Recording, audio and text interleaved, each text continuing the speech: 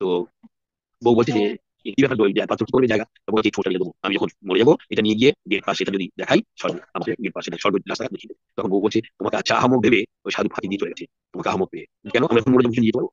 চেতনা ফেলো কথা তো সত্যি।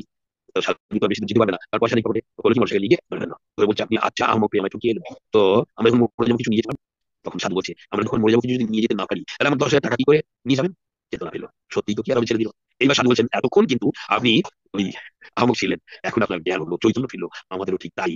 পুজো দাদা গান লিখেছেন, সাথে তো যাবে না কিছু ওই মন, কেন বোঝাটি বাড়িয়ে মরিচ এমন, জীবনের ভালোটা কি মন্দ বাকি জানো কি, বহু রাত্র চরণ ছাড়া এই জীবনে সব দেখি। বলছে একদিন বলছে আমার বয়স হয়েছে, তুই বিয়ে বিয়ে করেছে, এবার মা যা বলে আসলে না, বউটা বলে শুনছে। মা বলছে আরে তুই তো আগে আমার কথা শুনছিস, এখন তোমার কথা শুনি না, বই কথা শুনি, ব্যাপারটা কি বলতো?